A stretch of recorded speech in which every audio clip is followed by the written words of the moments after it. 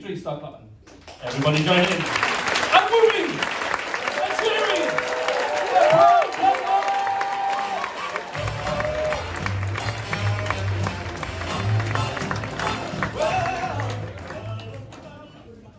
Hi. I'm Paul Campbell. It's great to be here.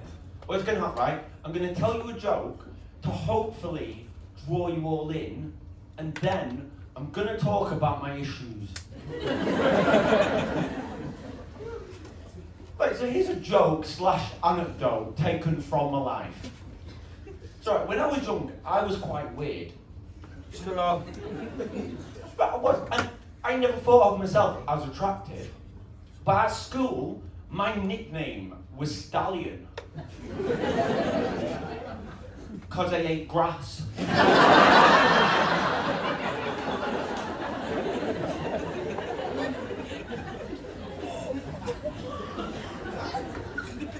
So on to my issues.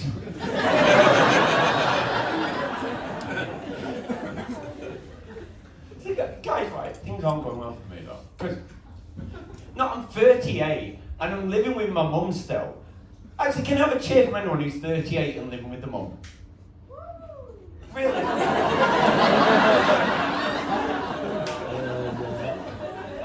That's just cruel. Guys, right, I know I'm lagging behind in life. Right, because I think as a rule, your mum shouldn't be making you pack lunch. When you've got great eyebrows. I've been thinking about why I'm in this situation and living at home still. And I think one of the things is, right, you know what really annoys me? What really chafes my nipples? Right, he's talking to people. I swear it is alright, I'm no good at it. And looking back from an early age, I always wanted to do a job where I wouldn't have to talk to anyone. Like, I remember the careers advisor coming into school and she said to Paul, what do you want to do for a job when you're older? And I said, oh, I want to write for Coronation Street. And she said, oh, that's such a tough industry to break into. Have you got a backup plan? And I was like, yeah, Emmerdale.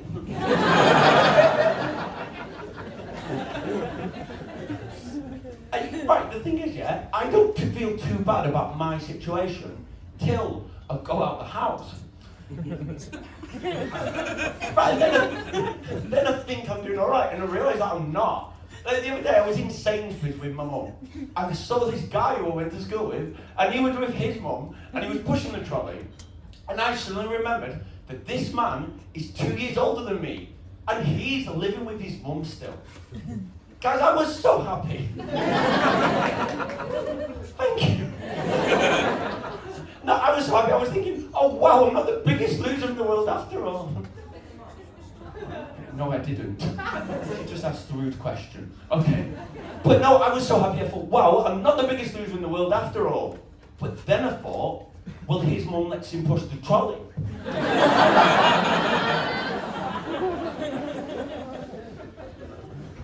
So, like, I know why I'm bad in life, right? It's because I'm not good at talking to people, right? Any given social situation, I'll always say the stupidest thing. So, the other day I was in a taxi, and I was making small talk with a taxi driver, and he said, so, are you working today?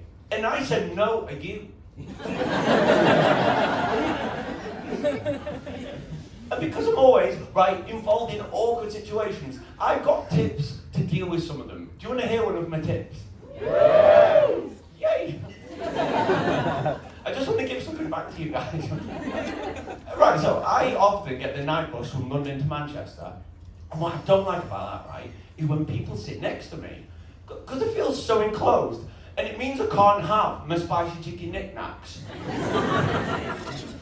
Right at the other day, I was on the night bus, and I saw this man walking towards me, and I thought, oh no, he's going to sit next to me. And I panicked, and in that moment of panic, I acted, and I learned something. I learned that on the night bus from London to Manchester, people don't sit next to you when you ask them to.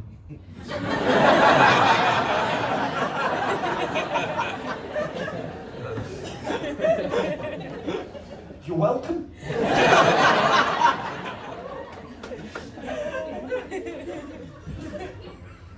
walking towards me. And I was like, sit here, sit here.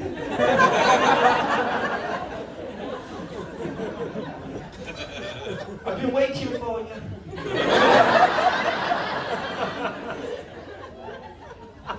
And then he just sprinted down the aisle. Like, another thing I've noticed about myself, right, is I like it when I'm out and about and people mistake me for being someone who's lived quite a grown-up life, right? Someone who's, like, been a bit of an adult. So, the other day I was in Londis with my niece who's 3. And we were at the checkout. And the woman at the checkout, she looked at me, she looked at my niece. And she said to my niece, "Oh, have you had a nice day with your dad?" Guys, I love that so much. Oh, don't worry about it, guys. But no, because I loved it, right? Because not one time she's thinking of me as a grown-up. She probably thinks I've got a wife, a mortgage, a good job, like a young Ken Barlow. Right, so after that, I just kept trying to find excuses to go to Londis with my niece. Right, we did go again, and the next time we're there, we're at the checkout, but it was a different woman serving this time. But she looked at me, she looked at my niece, and she said to my niece, "Do you know this man?"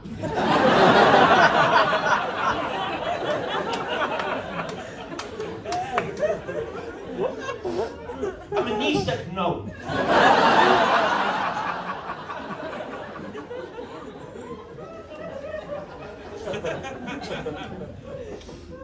I've got another tip for you guys. If you're ever in that situation, right, and your 3-year-old niece is telling the shop assistant that she doesn't know yet, do not do what I did. Don't panic, pick her up, and run out the store.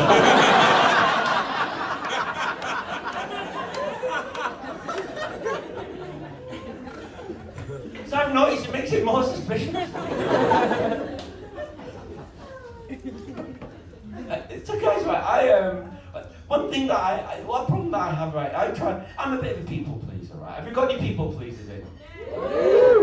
That's exactly how you would react, thank you.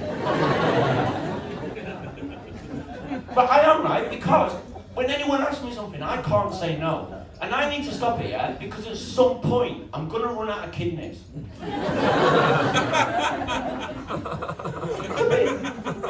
What happened, right? Like any conversation, if I'm talking to someone, I try to say what I think they want to hear. But it's got me into trouble. So I had a job interview, and it was for the Odeon Cinema in Manchester. And I was, normally I'm nervous, but I was quite bold this day, because it had loads and loads of jelly snakes. Because I was giving myself a pep talk. I was like, "Come on, Paul, you can do this. Be interesting, be funny. Get that banter fizzing like Fanta."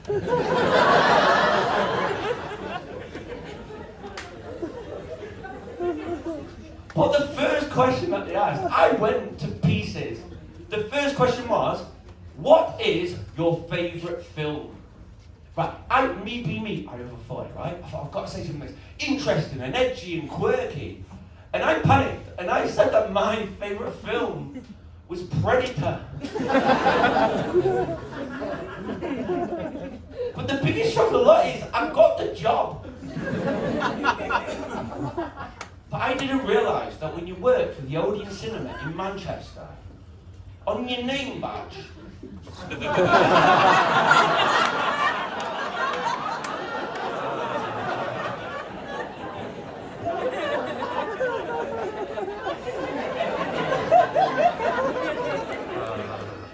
it happened.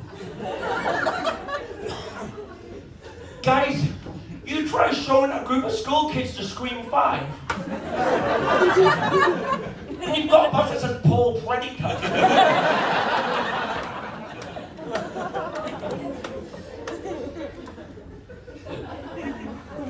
And you know the worst bit, right? The very worst bit is when the woman from the local Londis came in.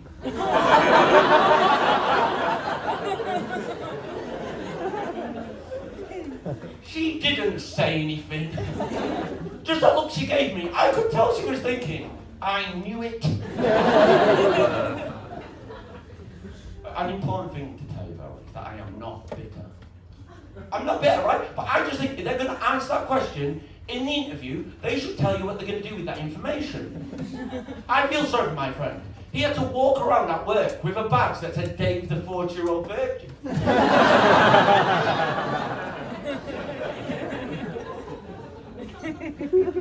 Guy, you know what? I'm going to end with some good news, right? People are shocked. I think, right, I worry that whip. I think I've lived quite a normal life. So one good fact about me is, right, I've had the sex.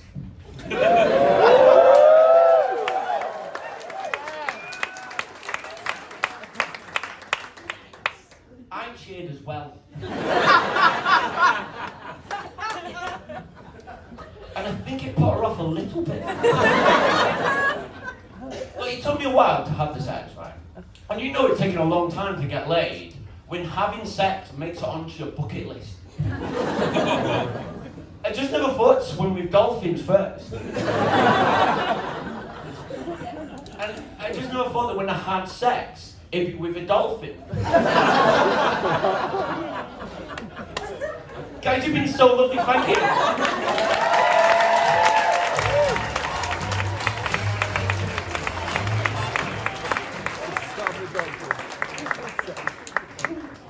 You fucking weird.